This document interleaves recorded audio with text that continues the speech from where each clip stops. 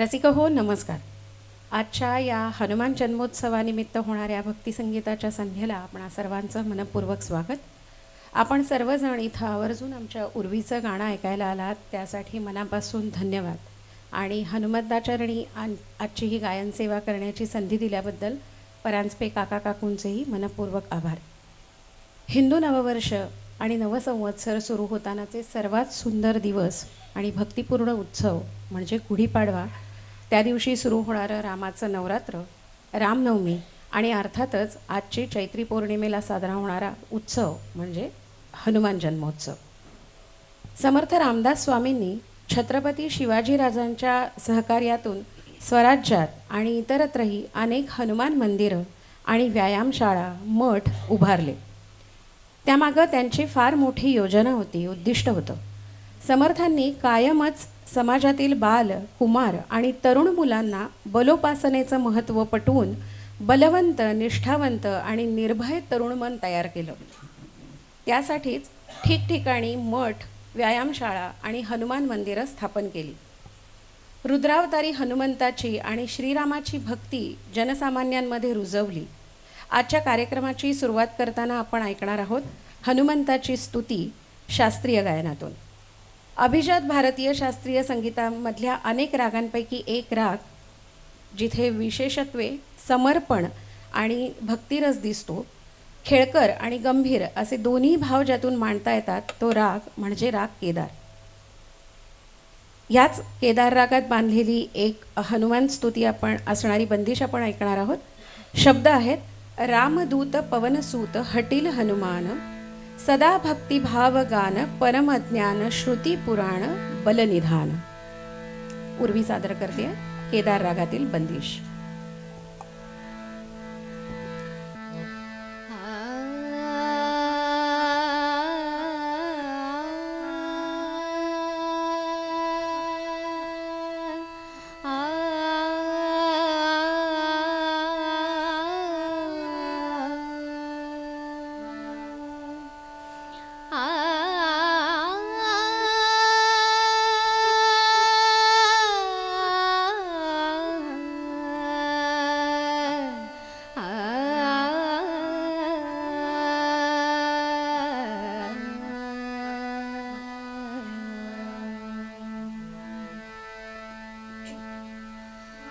रामदूत पवनसूत रामदूत पवनसूत रामदूत पवनसूत रामदूत पवनसूत रामदूत पवनसूत हठील हनुमान हठील हनुमान हठील हनुमान रामदूत पवनसूत रामदूत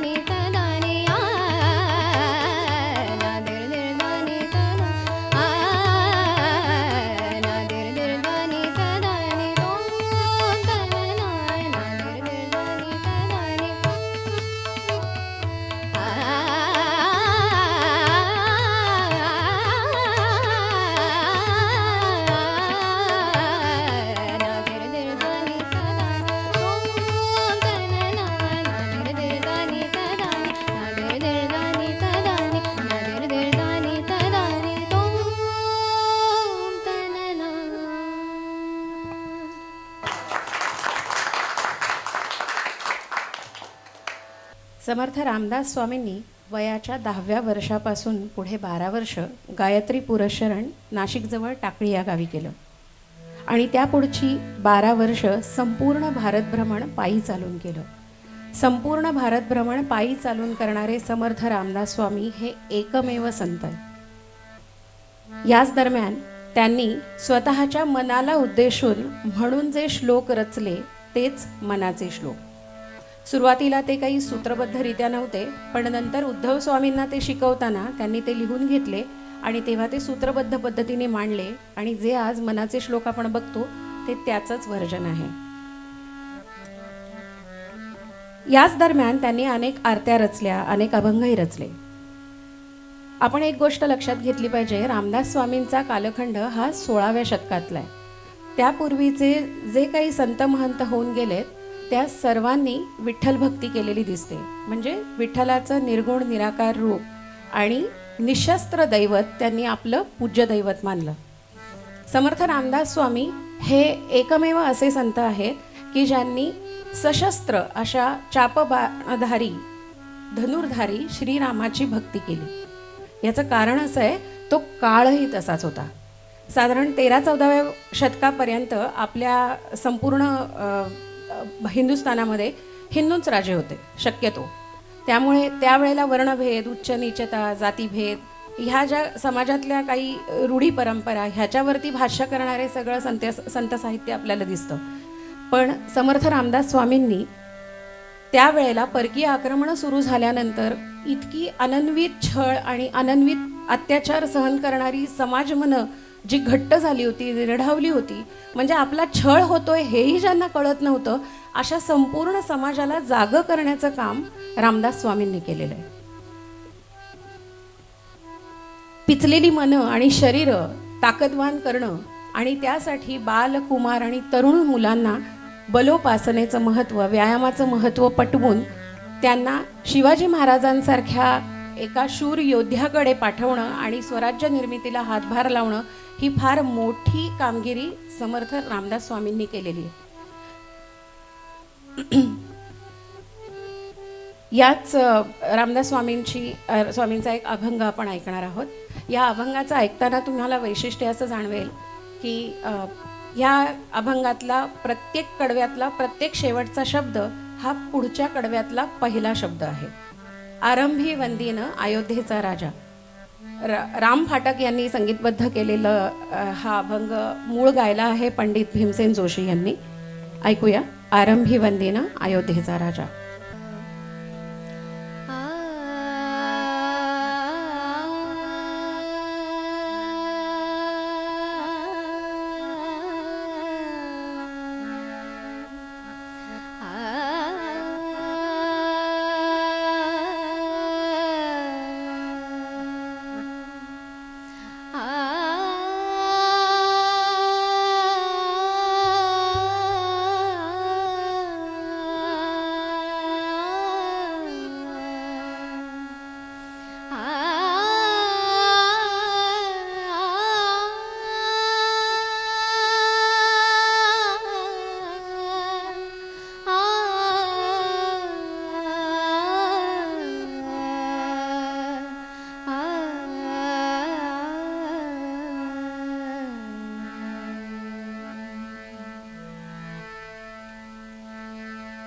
आरंभी वंदीन अयोध्येचा राजा. आरंभी वंदीन अयोध्येचा राजा. आरंभी वंदीन अयोध्येचा राजा.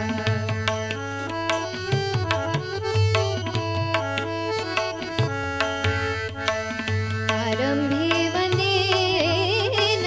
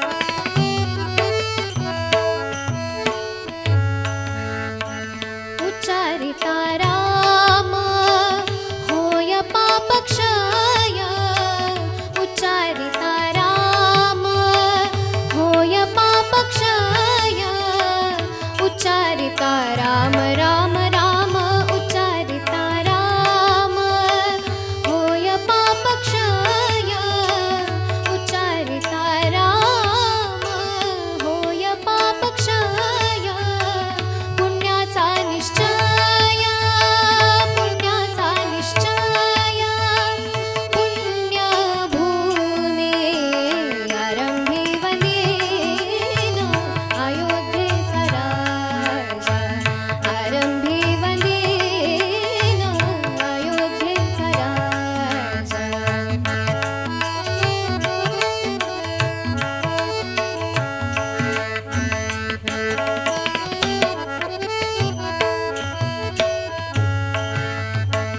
पुण्यभूमी पुण्यवंतासी आठवे पुण्यभूमी पुण्यवंतासी आठवे पापिया न ठावे पापिया न ठावे काही केल्या आरंभी वंदेन अयोध्येचा राजा आरंभी वंदेन अयोध्येचा राजा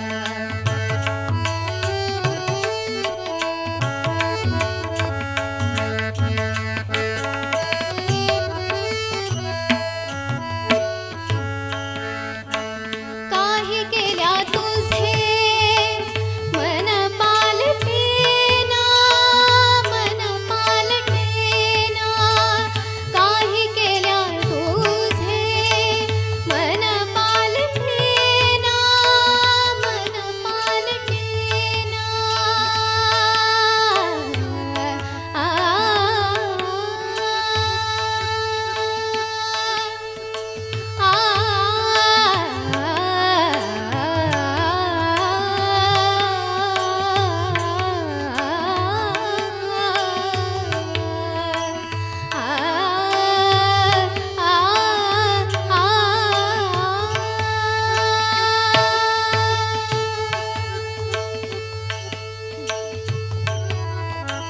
काही केल्या तुझे मन पालटेना मन पालटेना दास म्हणे जना दास म्हणे जना सावधान आरंभी वंदेन अयोध्येचा राजा आरंभी वंदेन अयोध्येचा राजा भक्ताची आकाजा भक्ताची आकाजा पावतसे आरंभी वंदेन अयोध्येचा राजा आरंभी वंदेन अयोध्येचा राजा आरंभी वंदेन अयोध्येचा राजा आरंभी वंदेन अयोध्येचा राजा अयोध्येचा राजा अयोध्येचा राजा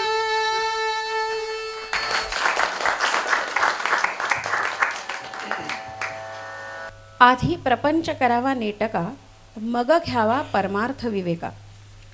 संपूर्ण ब्रह्मचारी असणारे समर्थ रामदास स्वामी हे आपल्याला सांगतात तेव्हा आपल्याला वाटतं समर्थांना कुठे संसार होता, ते काय सांगतात प्रपंच करावा नेटका. स्वाभाविक आहे आपल्याला असं वाटणं, पण समर्थांनी अख्ख्या विश्वाचा प्रपंच मांडलाय हे आपण विसरतो.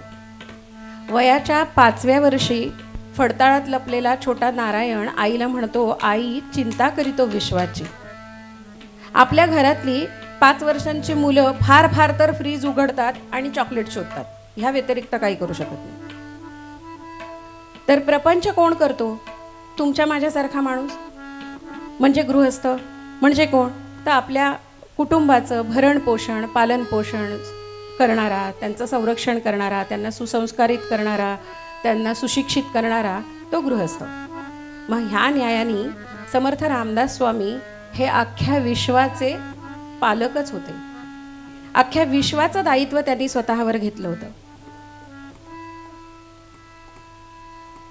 समर्थ असंही म्हणतात की भक्ती करण्यासाठी संन्यास बिन्यास घ्यायची काही गरज नाही, फक्त फुकाचं रामनाम घ्या. महाराजही आपल्याला हेच सांगतात, फक्त रामनाम घ्या, त्याच्यामध्येच तुमचं अवघं पाप नष्ट होईल. म्हणजे काय होईल? आपोआप मोक्ष साधना होईल. म्हणजे काय होईल? तर साधारण आपल्याकडे आपणही काही जण किंवा आपल्या घरातली मुलं मोबाईलवरती व्हिडिओ गेम्स खेळतो. त्याच्यात एक असं सेटिंग असतं की आज जेवढं खेळलं आहे तेवढा स्कोअर सेव्ह होतो आणि उद्या जेव्हा मी परत खेळायला सुरुवात करते तेव्हा ते कालच्यापासून उद्यावरती सुरू होतं. म्हणजे पहिल्यापासून जायची गरज नाही. मोक्ष साधना तशीच आहे. आज ह्या जन्मात मनुष्य जन्म मिळाल्यानंतर जेवढी साधना करता येणं शक्य आहे तेवढी करत राहा. निर्मोही मनाने करत राहा. पुण्यसंचय आपोआप होत राहील. पुढे पुढे तुम्ही जात राहाल. पुढचं कोणी बघितलंय आपल्याला माहीत नाही, मागे काय झालंय हेही आपल्याला माहीत नाही, पण पुण्यसंचय करणं हे आपल्या हातात आहे. हेच सांगणारी समर्थांचीच आणखी एक रचना. ह्याचंही संगीत दिलंय राम फाटक यांनीच आणि स्वरसाज आहे ह्याच्यामध्ये बिहाग रागामध्ये गायलंय भीमसेन जोशी यांनीच. रामाचे भजन तेची माझे ध्यान.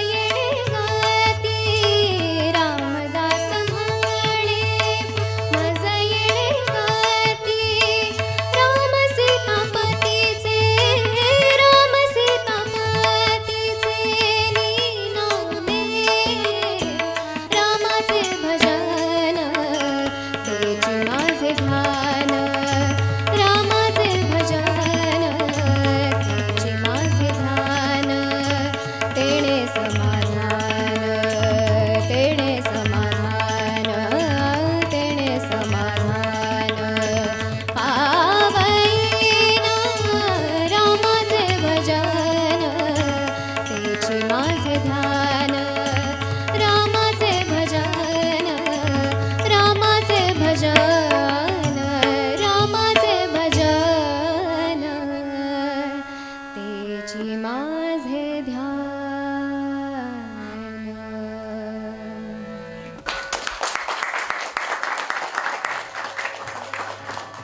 पुढल्या गाण्याकडे जाण्याआधी आपण आज या हनुमान जन्मोत्सवासाठी जे जमलेलो आहोत त्या मंदिराविषयी थोडंसं सांगते आणि परांजपे काका काकूंविषयी थोडंसं सांगते. या मंदिराची स्थापना झाली 1995मध्ये आणि तेव्हापासून गेली 31 वर्ष श्रीराम आणि श्री हनुमान उपासना आणि अर्थातच सद्गुरू महाराजांची उपासना परांजपे काका काकू करतातच आहेत. 2004 सालापासून काकड आरतीही सुरू आहे. आज जशी परांजपे काका काकूंनी या मुलांना आपली गायनवादन सेवा सादर करण्याची संधी दिली, तशीच इथे अनेक मान्यवर गायक गायिका वादक प्रवचनकार कीर्तनकार यांनीही यापूर्वी सेवा केलेली आहे. उत्सवाचं हे 31वं वर्ष आहे आणि त्यानिमित्त आम्हालाही इथे सेवा करण्याची संधी दिलीत त्याबद्दल परांजपे काका काकूंचे आम्ही खरोखरच ऋणी आहोत. तबल्यावर साथ करतोय हर्ष ताम्हनकर. हे तिघही मित्र मैत्रिणी गोखले इन्स्टिट्यूटमध्ये शिकतात. हर्ष पण तिथेच आहे. लहानपणी घरातल्या डब्यांवर धरलेला ताल आणि ते लयीत वाजवणारे हात त्याच्या पालकांनी ओळखले आणि त्याचं तबला प्रशिक्षण सुरू झालं. गेली 10 वर्ष अव्याहतपणे तो तबला प्रशिक्षण घेतोय. सुरुवातीला पंडित सुरेश तळवलकर यांच्याकडे आणि त्यानंतर आता सावनी तळवलकर यांच्याकडे तो प्रशिक्षण घेतोय. या काळात मिळालेल्या शिक्षणातून त्याच्या हातांची जादू आपण अनुभवतो आहोत. तालवाद्यांची साथ करता आहेत श्रीयुत सुनील काळे. खूप छोट्या शॉर्ट नोटीसवरती ते इथे आवर्जून उपस्थित राहिले आणि इतक्या पावसामध्ये ते आले, ह्याबद्दल खरोखरच त्यांचे धन्यवाद. हार्मोनियमवर साथ करते आमची अर्पिता बोरवणकर. तीही गेली 8 ते 9 वर्ष सुरुवातीला सौ दीप्ती कुलकर्णी यांच्याकडे आणि आता सध्या श्रीयुत रोहित मराठे यांच्याकडून संवादिनी वादनाची तालीम घेते. अतिशय सहज आणि लयबद्ध अशी तिची बोटं संवादिनीवरून फिरत असतात. मला दर कार्यक्रमात असं वाटतं की हिच्याकडे उद्यापासून मी क्लास लावावा. खरोखर ती खरंच खूप सुंदर पेटीवादन करते. आणि अर्थातच जिच्या अत्यंत सुरेल आणि गोड गाण्यातून आपण आज शास्त्रीय आणि भक्तिसंगीताचा आनंद घेतोय ती आमची उर्वी प्रभुदेसाई. तिनेही शास्त्रीय संगीतामध्ये संगीत विशारद पूर्ण केलं आहे. सुरुवातीला कैलासवासी सौ माधवी सरदेसाई आणि सध्या सौ रंजना भिडे यांच्याकडे अशी एकूण 14 वर्ष ती शास्त्रीय संगीताची तालीम घेते. श्रोते हो, ही सगळी मुलं आहेत ना, ही आपली शाळेतली किंवा महाविद्यालयातली शैक्षणिक प्रगती साधता अनेक स्पर्धांमध्ये भाग घेत आहेत, तिथेही बक्षिसं मिळवत आहेत आणि अशी जेव्हा काही सादरीकरण करण्याची संधी मिळते तेव्हा ते अत्यंत समर्पण भावाने हे सादरीकरण करतात. त्यामुळे माझी तुम्हाही इतर सर्वांना अशी विनंती आहे की यापुढेही कधी कुणाला जर त्यांचं गाणं ठेवावंसं वाटलं तर ते जरूर ठेवा. अशा उभरत्या कलाकारांना संधी मिळणं देणं ही आपली जबाबदारी आहे. त्याचबरोबर ध्वनी व्यवस्थापक आजचे आपले वनारसे काका आणि देवधर सर जे आपलं चित्रीकरण करतायत त्यांचेही आभार. संपूर्णपणे बाहेर खरोखरच आज अचानक इतका पाऊस आला आणि सगळ्यांची थोडीशी तारांबळ उडाली, पण त्याही याच्यामध्ये येऊन त्यांनी पटापट सगळ्या व्यवस्था पूर्ण केल्या आणि इथे आपल्याला कार्यक्रम आपल्यापर्यंत छान रीतीने पोचतोय. त्याबद्दल तुम्हा दोघांचेही खरोखरच धन्यवाद. पुन्हा एकदा कार्यक्रमाकडे वळूया. जयाचे निनामे महादोष जाती, जयाचे निनामे गती पावजेती, जयाचे निनामे घडे पुण्य ठेवा, प्रभाते मनी राम चिंतित जावा. किती सरळ साधं आणि सोपं करून सांगतात नाही रामदास स्वामी. इतर कशाचाही विचार न करता फक्त रामाचं स्मरण करा, रामनामाचा उच्चार करा, किमान ऐका. मग तुमची सगळी चिंता भय रामराया संपवतो, तुमची काळजी तोच वाहतो. फक्त रोजचं कामकाज अत्यंत सावधपणे रामनाम घेत करा, त्याचं स्मरण ठेवा, इतकंही पुष्कळ झालं. आतापर्यंतच्या सर्व संतांनी महंतांनी अधिकारी व्यक्तींनी हेच सांगितलंय. अर्थातच संतपदी असणारी माणसं ती, त्यामुळे त्यांनी सांगणं हे आपल्याला अलौकिक वाटतंच.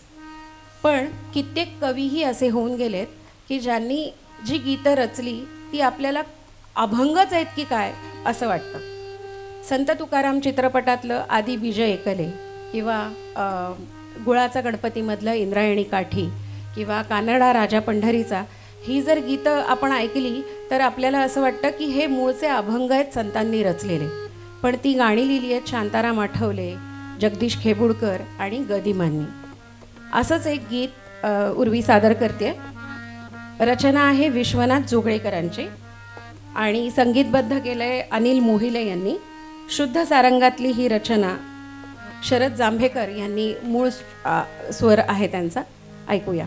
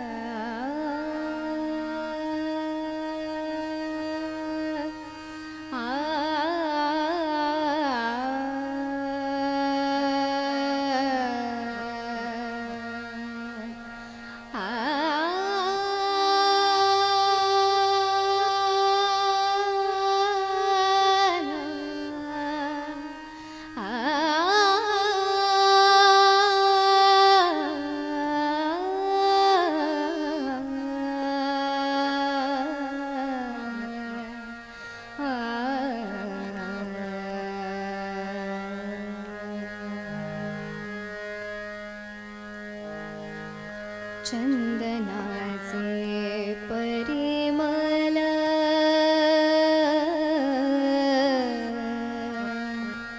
चंदनाचे परिमल आम्हा काय त्याचे चंदनाचे परिमल आम्हा काय त्याचे चंदनाचे परिमल आम्हा काय त्याचे तुझे नाम गोड किती तुझे नाम गोड किती घेऊ आम्ही वाटे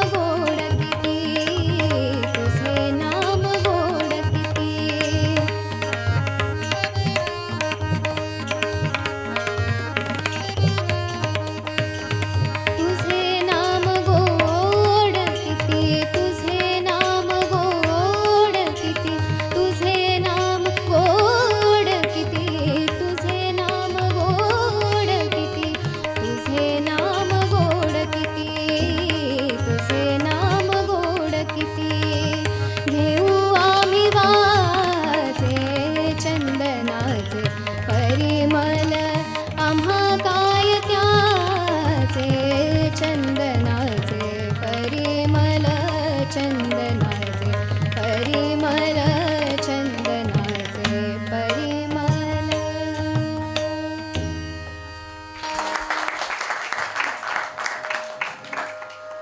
गोस्वामी तुलसीदास रचित हनुमान चालिसा असो किंवा समर्थ रामदास स्वामींनी रचलेलं मारुती स्तोत्र असो, मारुतीच्या अलौकिक दैवी अत्यंत सात्विक गुणांचं वर्णनच त्यामध्ये आहे. हनुमंत खरोखरच अत्यंत बलवान, सशक्त आणि तरीही शालीन, नम्र. त्याचबरोबर ते प्रचंड बुद्धिमानही आहेत. अनेक योजना दूर असलेल्या लंकेत सीता शोधनासाठी गेल्यावर आणि सीता मातेला भेटल्यावर सीतेला परत आणायला खरं म्हणजे हनुमंत एकटेच पुरेसे होते की नाही, पण त्यांनी तसं केलं नाही. का? कारण त्यांनी मर्यादा पाळली. कारण मग रावणाचं निर्दालन कसं झालं असतं. त्यापेक्षा लंकेत गेल्यावर त्यांनी रावणाची ताकद किती आहे, त्याची शस्त्रागारं काय आहे, त्याच्याकडे काय काय मनुष्यबळ आहे ह्याचा आदमास घेतला. विभीषणाशी भेट झाल्यानंतर आणि तो रामभक्तच आहे हे कळल्यानंतर तर आपला माणूस म्हणजे हेर म्हणून त्यांनी विभीषणाला लंकेत पेरलं, स्वतःला बंदी करून घेतलं आणि क्रोधित रावणाने त्यांची शेपूट जाळल्यानंतर म्हणजे शेपूट पेटवून दिल्यानंतर अख्खी लंका जाळली आणि संपूर्ण शत्रूचं जे काही बळ होतं ते नेस्तनाबूत केलं. सध्या आपण बघतोच होत, युद्धकालच म्हणजे आजच युद्धविराम झाला आहे, पण इतके दिवस हेच आपल्याकडे चालू होतं. हे सगळं असलं तरी आपल्या या अलौकिक शक्तीचा त्यांना स्वतःलाच विसर पडला होता.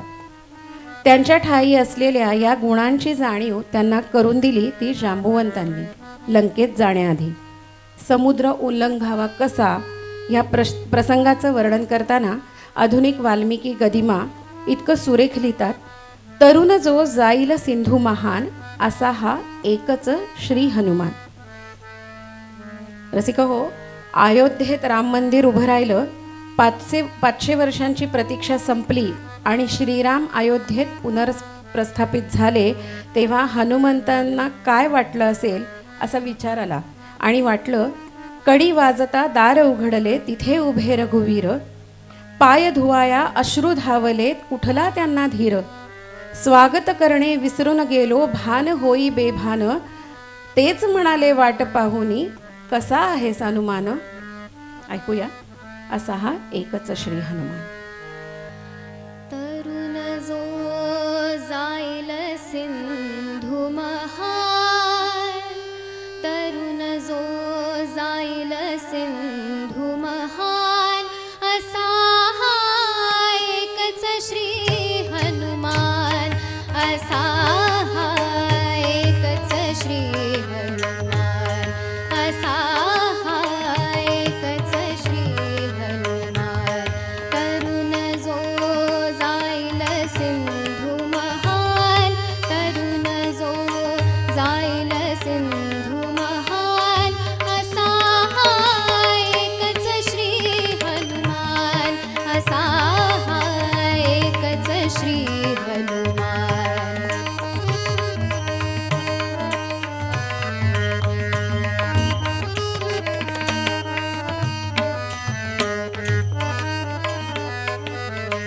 भुजंग धरुनी दोन्ही चरणी, झेपे सरशी समुद्र लंघुनी.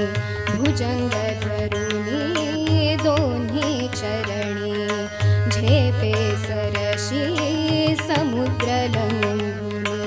गरुड उभारी पंखा गगनी, गरुड उभारी पंखा गगनी, गरुडाहून बलवान साहा एकच श्री हनुमान, असा हा एकच श्री हनुमान.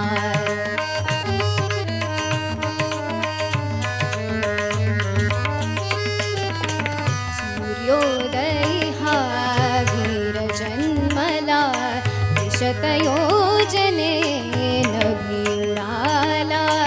सूर्योदय हा वीर जन्मला, दिशतयोजने नभी उडाला. समजून या फळ रविबिंबाला, समजून या फळ रविबिंबाला.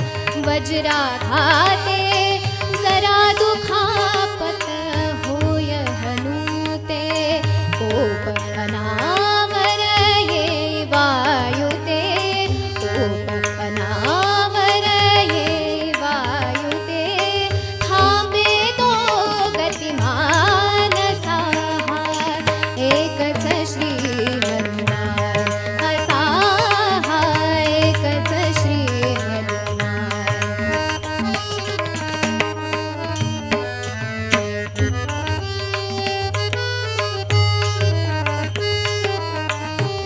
हनुमंता निश्चय मनसा सामान्य न तू या कपि जनसा करी हनुमंता निश्चय मनसा सामान्य न तू या कपि जनसा उचल एकदा पदवा मनसा घे विजयी उड्डाण घे विजयी उड्डाण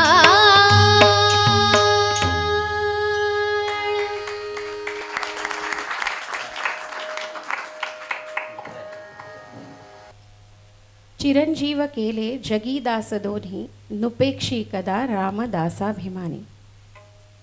सप्त चिरंजीवांपैकी श्री हनुमंत आणि विभीषण हे दोन्ही चिरंजीव रामकथेमध्ये आहेत. रामराया 14 वर्षांचा वनवास संपवून रावणाचा वध करून सीतामाई आणि लक्ष्मणासहित पुन्हा अयोध्येत परतले आणि भरतानं श्रीरामाच्या सुपूजित पादुका रामालाच अर्पण करून त्यांना सिंहासनाधीश्वर होण्याची विनंती केली.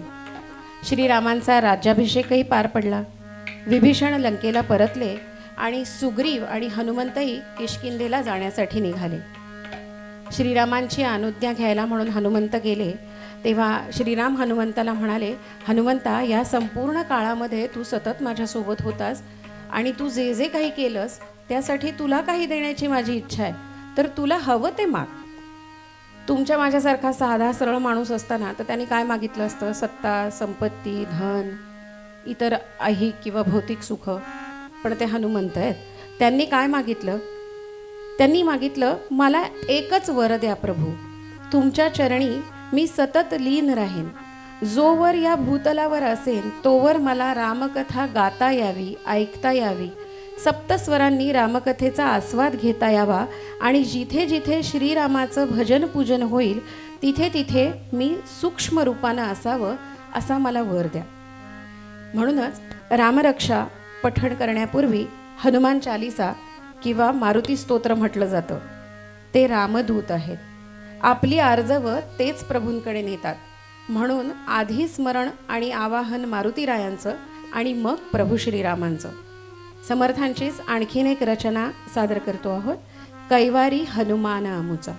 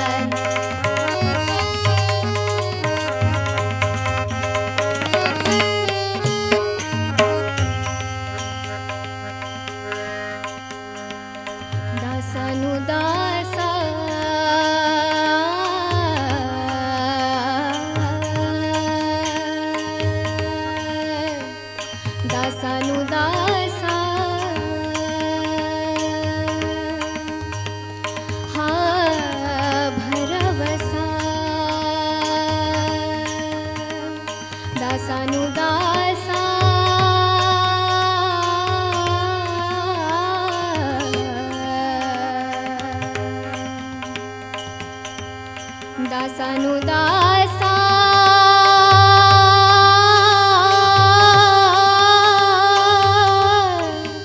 हा आ दासानुदासा हा भरवसा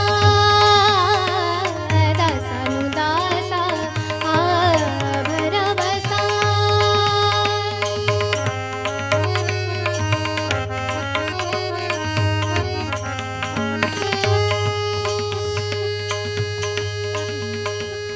दासानुदासा हा भरवसा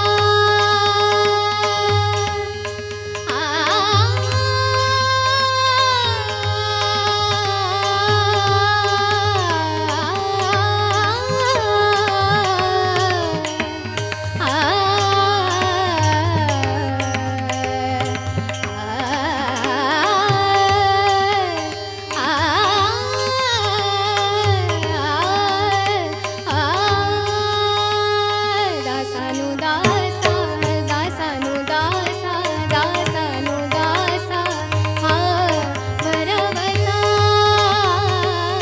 दासानुदासा हा भरवसा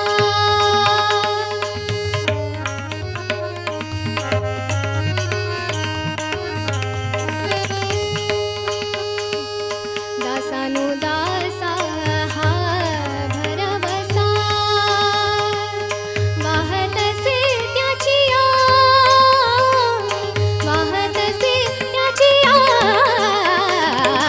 कैवारी हनुमान आमुचा कैवारी हनुमान आमुचा कैवारी हनुमान आमुचा कैवारी हनुमान आमुचा कैवारी हनुमान आमुचा कैवारी हनुमान आमुचा कैवारी हनुमान आमुचा कैवारी हनुमान आमुचा कैवारी हनुमान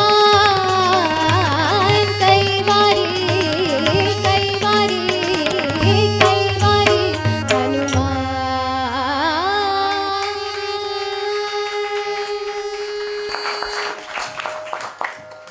आपण कार्यक्रमाच्या समारोपाकडे येतो आहोत. समारोप रामदास स्वामींच्या प्रार्थनेनेच करणार आहोत. कसं आहे, ज्या ज्या काळामध्ये जी जी भाषा समाजात प्रचलित होती त्या त्या भाषेमध्ये भगवंतांनी आपल्याला उपदेश केला. म्हणजे महाभारत काळामध्ये संस्कृत होती, त्यामुळे भगवद्गीता संस्कृतमध्ये आहे. पुढे ज्ञानेश्वरांनी ती प्राकृत मराठीत आणली आणि त्यानंतर 16व्या शतकात समर्थ रामदासांनी दासबोधातून ती आणखीन सोपी सुलभ करून मराठीतच सांगितलं. पसायदान ज्ञानेश्वरांचं आपल्याला माहितीच आहे. तसंच करुणाष्टक लिहून रामदास स्वामींनी अख्ख्या विश्वासाठी सुखाचं सौख्याचं दान मागितलं. तीच प्रार्थना सादर करते. भैरवी रागात बांधलेली ही प्रार्थना उर्वी सादर करते. यानंतर कार्यक्रमाचा शेवट होईल आणि नंतर आपण आरतीकडे जाऊया.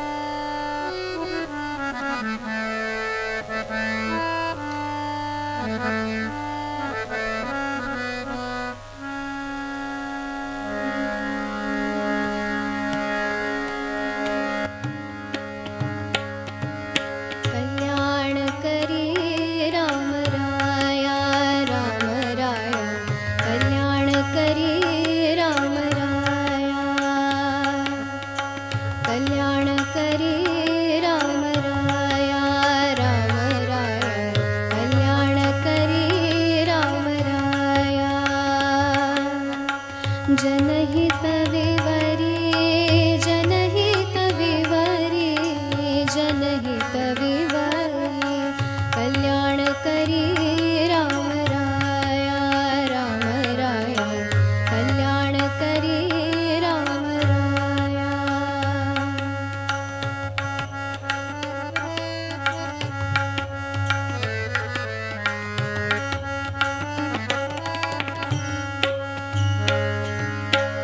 तळमळ तळमळ होतची आहे होतची आहे तळमळ तळमळ होतची आहे होतची आहे तळमळ तळमळ होतची आहे होतची आहे हे जन हाती धरी दयाळा हे जन हाती धरी दयाळा कल्याण करी राम राया राम राया कल्याण करी राम राया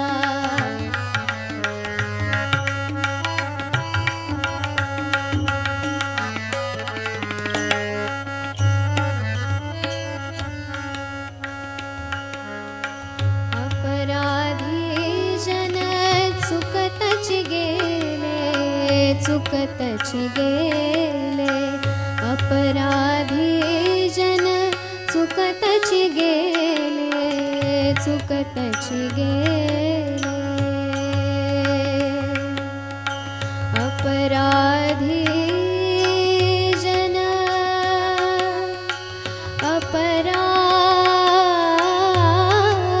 अपराधी जन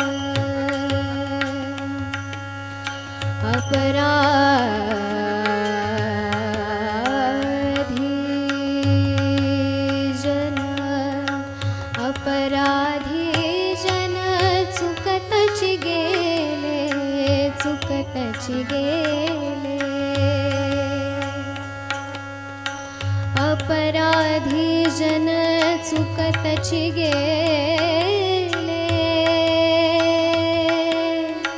चुकतची गेले चुकतची गेले रामा अपराधी जन चुकतची गेले चुकतची गेले तुझा तुझी सावरी दयाळा तुझा तुझी सावरी दयाळा कल्याण करी राम राया राम राया कल्याण करी राम राया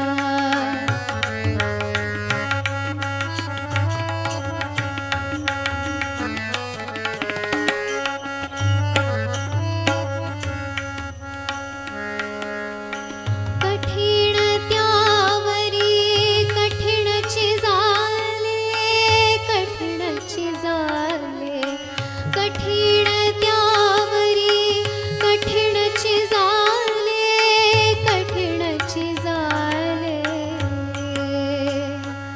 आ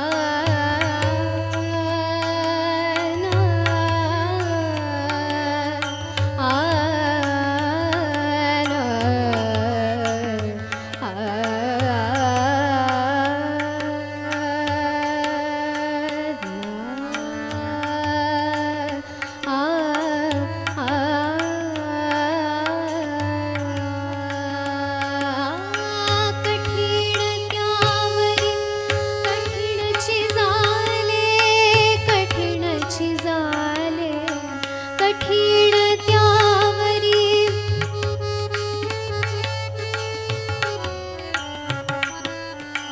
कठीण त्यावरी कठीणची झाले आता न दिसे उरी दयाळा आता न दिसे उरी